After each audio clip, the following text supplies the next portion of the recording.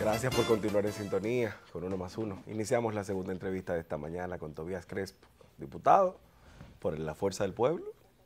Hay muchos temas. Sí, buenos días Stalin, buenos días Alberto, y también saludando a los que siguen siempre en este espacio, ustedes en Uno más Uno, y afortunado de compartir las informaciones y hablar de los temas no solamente de la agenda legislativa, sino también política y de la agenda nacional. Siempre es bueno tenerte aquí, Tobías. Hay que recordar que fuiste el autor, el principal impulsador de la actual ley de movilidad y de tránsito, ¿verdad?, en la República Dominicana. Y el tema de la movilidad, del tránsito, de los accidentes, sigue siendo un tema central. Me gustaría ver cómo tú ves la situación ahora, que se está hablando de un plan para afrontar el tema de tránsito y reducir los accidentes, los accidentes. Sí, miren, nosotros lo vemos con mucha preocupación, y lo vemos con preocupación porque en el año 2017 se dio una voluntad política de todos los partidos políticos y hasta de todos los sectores empresariales, industriales, navieros, para aprobar y promulgar una iniciativa que nosotros sometimos y que trabajamos durante 5 años y medio allá en la Comisión Permanente de Obras Públicas que yo presidí.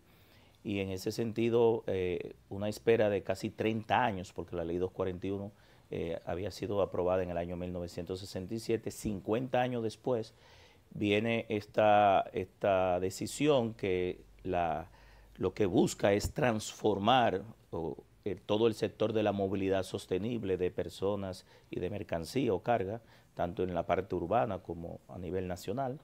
El transporte terrestre como actividad económica, que de hecho lo es, por eso cambia la figura del sindicato a empresas y el concepto de dirigentes sindicales a gremios empresariales, porque es una actividad económica por paga.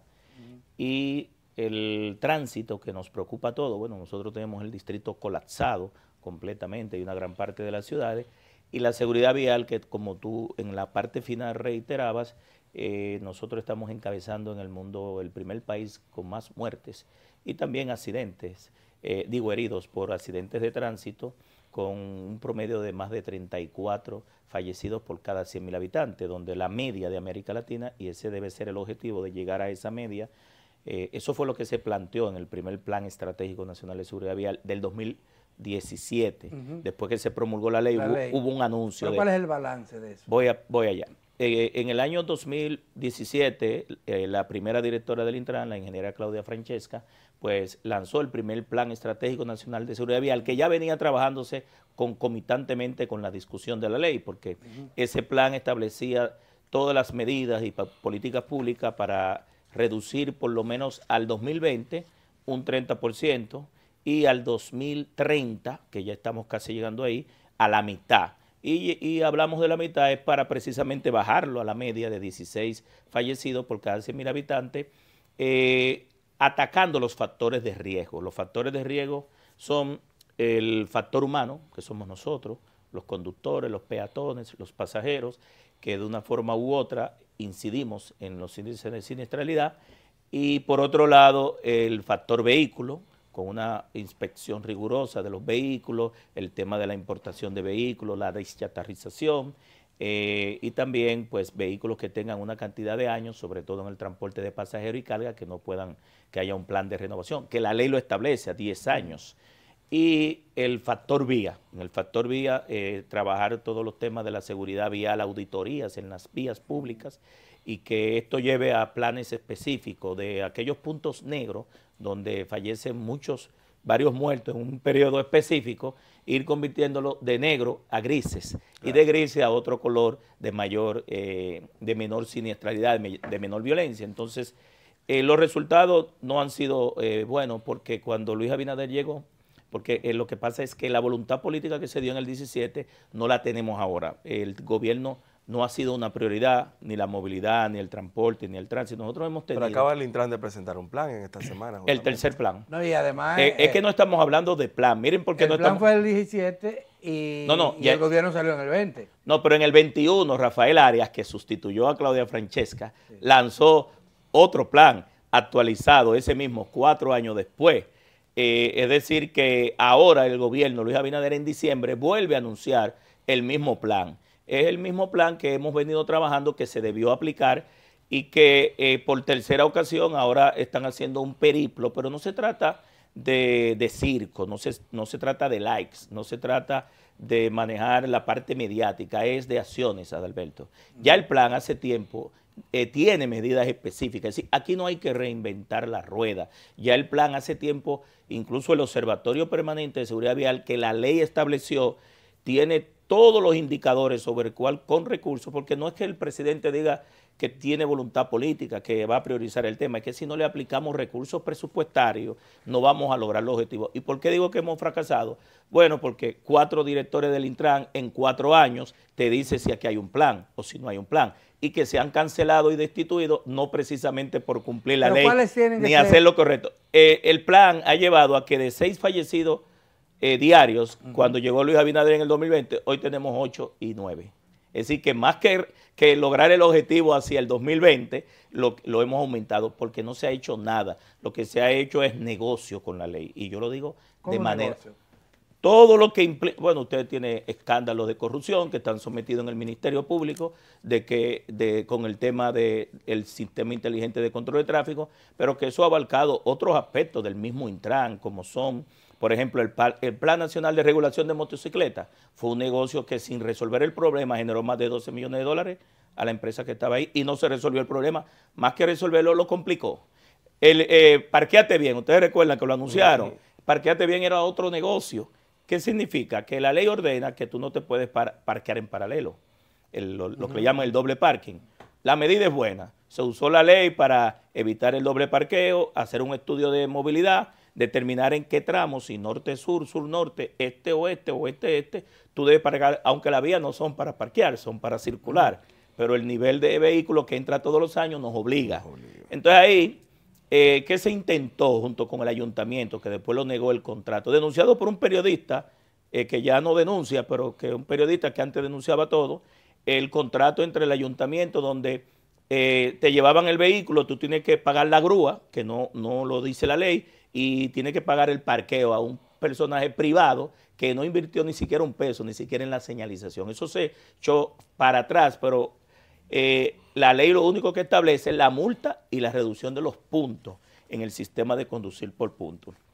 Y si nos vamos ahora a los anunciados corredores, el gobierno anunció desde que llegó en el 2020 17 corredores, 17. En Santiago van a haber 7 que van a completar el monorriel y el teleférico. Nosotros estuvimos hace 2 semanas en Santiago precisamente haciendo un descenso por la Comisión de Movilidad y Transporte. Y en ese aspecto de esos 17 han entrado 3. Y de esos 3, uno de los dueños de los corredores, senador Antonio Marte, que no debe serlo, ¿verdad? Pero es dueño de ese corredor, dijo que los corredores han fracasado. Lo mismo que yo dije hace tiempo. ¿Y por qué? Porque solamente han puesto en el ojo el negocio. Los negocios no son malos. Lo que son malos son los malos negocios y que funcionarios que son empresarios entren a hacer negocios desde el Estado. Me explico. Las guaguas se compran con el dinero del Banco de Reserva. El empresario no pone un peso. Se le da subsidio por bonogás a cada uno de ellos. Se le da gasoil subsidiado de 48 pesos por cada galón, pero también se le transfiere dinero de publicidad desde el Estado para el fideicomiso, y eso no va al Congreso. Yo he estado exigiendo que el fideicomiso del FIMOVI y de los corredores vayan al Congreso, porque ahí está en juego dinero público. Pero a la vez, Adalberto, te sacan la onza, donde hay un corredor de la onza, te sacan la onza que era a 10 y a 15 pesos con aire acondicionado y guaguas buenas, con marcas buenas, y te meten un corredor a 20, a 35 pesos, 20 pesos más. Es decir, tú le estás sacando un corredor que el objetivo debe ser las personas vulnerables, y para favorecer al privado lo está llevando el pasaje a 35 pesos. Ahí al final no está ganando el ciudadano de a pie, el pasajero. Es todo un esquema de negocio que va en contra, primero, de los dineros del pueblo y segundo, de la calidad. Y lo peor de todo es, yo quiero que ustedes vayan al peatonal de la Churchill y graben desde ahí o manden a grabar cómo después que sale la gente del metro, de la estación de ahí, cientos de personas, hay más personas, pasajeros, muchos se van a pie porque no tienen el pasaje. Otros tal vez se van a pie porque el tramo es corto. Pero la mayoría, si ustedes van a la bomba que está antes de la Charles Sommer, hacen más parada en la parada de motoconcho que está ahí, que también es un absurdo que tú tengas una parada de motoconcho en un corredor, mientras esté el corredor muchas de las guaguas vacías. ¿Qué te dice eso? Que la transformación fracasó. Si tú montas un corredor, sacas los carros de concho, que el gobierno prometió comprarle los carros a 10 mil, 8 mil y 12 mil dólares, no se los compró y esos carros, ¿ustedes saben dónde fueron? A otro corredor. Se supone que esos carros, según manda la ley, había que deschatarrizarlos y era para eso. Pero peor aún, a los choferes que ya tenían 65 años, el gobierno también se comprometió a pensionarlos, porque la mayoría tienen problemas de la próstata, problemas de los riñones, diabetes, de la presión arterial, imagínense un día entero, y el gobierno tampoco lo pensionó. Es decir, que si hacemos un análisis objetivo, fuera de cualquier tema político, porque yo tengo 20 años en este tema, manejándolo. Pero hay una realidad. Hemos fracasado. Mira, tenemos problemas de seguridad vial, obviamente, que da un resultado muy lamentable, que gente muerta, gente herida, vehículos destruidos. Que es parte de la seguridad ciudadana, la seguridad vial. Claro, la seguridad. Pero tenemos serios problemas con esto, pero la implementación de la ley, porque la ley establece cuáles son las normas. Sí, la ley establece una ruta crítica. Una ruta. Sí, mire, la ley establece una ruta crítica incluso 20, 30 y 40 años. Esa ley no es perfecta porque no hay leyes perfectas, claro. Lo hicimos nosotros, pero que inclusive, por ejemplo, inclusive parte de las normas la arrastra de la ley anterior. Por ejemplo, los corredores son parte de la ley, sí, pero no obliga a que sea un fideicomiso ni bajo el esquema que yo expliqué, que dicho por el propio gobierno ha fracasado. Pero la ley te da 10 años para la deschatarrización del parque vehicular. Todavía eso no ha entrado en marcha porque le dije que los vehículos que debieron deschatarrizar los mandan a otro corredor para hacer otros negocios, que no estoy en contra de los negocios. Pero en el caso específico de la OPRE, por ejemplo, tú tienes al FIMOVI haciendo los corredores, pero tienes al FITRAN. El FITRAN está desde el Palacio Presidencial, ahí la persona que construyó el teleférico en el gobierno anterior ahora está dirigiendo, y esa oficina le quita competencias, por ejemplo, a la OPRE, al Intran, a los ayuntamientos.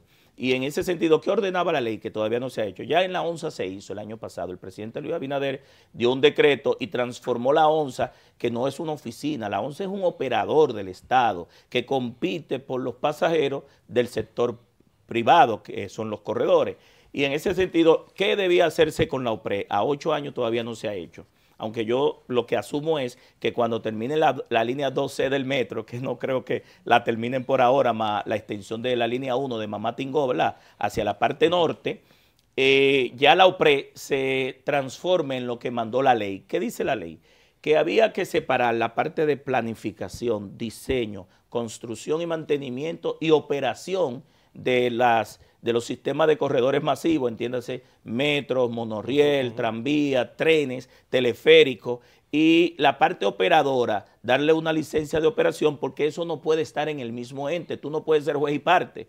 Entonces, en el caso de la OPRE, lo que son los metros, los corredores, los teleféricos que lo maneja, aunque ahora lo están construyendo desde el FITRAN, debe eso transformarse y desagregarse las funciones para que entonces todo el sistema empiece a marchar de manera diferenciada de lo que es público y de lo que es privado. En la mayoría incluso del transporte en el mundo entero, el transporte público es subsidiado porque es muy difícil que la ecuación económica, como se le llama, o la canasta del transporte, donde están involucrados todos los costos operativos, las inversiones que hay que hacer de reposición de vehículos, de gasto de aceite. De las infraestructuras. Y las infraestructuras que hay que construir también para darle cabida a la ampliación, porque la movilidad no se detiene, el desarrollo no se detiene. Van a haber más comunidades y más personas. Entonces, pero lo importante es que aquí hay que replantear. Aquí no ha habido una directriz, no ha habido una cabeza y por ende usted ve que nosotros estamos preocupados, pero preocupados en nivel máximo porque duramos 5 años y medio discutiendo la ley en la Cámara, en el Congreso y en el Senado. Pero yo duré del 2005 hasta el 2010 que me hice diputado, que me hicieron diputado, peleando ese tema y preparando el borrador que se sometimos. Pero el primer error comenzó en que pusieron, yo pensé que tú ibas a encabezar el Intran. El país entero, pero yo era una persona de Leonel Fernández. Bueno. Y yo era diputado. Acuérdense que yo soy diputado. Y mi objetivo, Adalberto y Stalin, y ustedes me conocen, no era que me pusiera. Es decir, yo no empujé esa iniciativa, porque ya yo había sido director de tránsito 6 años. Sí. Yo cerré esa página. Yo soy legislador y como legislador prometí al país, y lo logré, que esa ley se iba a aprobar. Yo me refiero porque aquí hay personas que se especializan en temas. Le puedo decir algo más importante. Tú tenías la experiencia. Le digo algo más importante. Ninguno de los directores del Intran, ni de la ONCE, ninguno, de los PRE, ni del FITRAN me han llamado a mí. Porque eso pasa aquí con mucha frecuencia. Y no quiero que me llamen. Lo que le digo es hasta dónde a veces la mezquindad política llega. Uno de los problemas serios que tenemos en el tránsito es el desorden. Falta de orden, de aplicación de la ley. Hablamos de la seguridad. La seguridad se da tanto en las ciudades, la inseguridad más bien, como en las vías interurbanas, las carreteras, los camiones, cómo andan, respecto a las señales, la falta de controles de la autoridad para la velocidad, por qué carril andan. Óyeme, todo esto es causa de accidentes. Serio. Aquí es el caso de los motoristas en todo el territorio nacional. Ahí no se ha avanzado. Porque en el caso de la motocicleta, la ley 637 establece desde el artículo 75 al 79 unas políticas muy responsables para organizar. Porque aquí están entrando más de 135,000 motocicletas todos los años. No sé si ustedes llegan a... 135,000. Sí, hay un informe muy reciente de un gremio de importadores de motocicletas, que son 56 en total, muy bien documentado el estudio, puedo hacérselo llegar, para que uno entienda el fenómeno de la motocicleta y cómo desde el Estado se puede regular de manera responsable un aspecto que es el que más contribuye a las víctimas mortales. De los muertos que yo le dije ahorita diario, el 70% está involucrado un motorista. Se nos acabó el tiempo, Tobías. Y la gracias semana. por venir. La semana, hoy es viernes. Muchísimas gracias por venir. Y el cuerpo lo sabe. Y dejamos la invitación abierta para que vuelva, porque se nos quedaron otros temas Sí. de competencia suya. Gracias a ustedes, damas y caballeros, también por su atención. Se termina la semana y será el lunes cuando volvamos a juntarnos aquí en su telediario 1+1 y en su canal Televisión.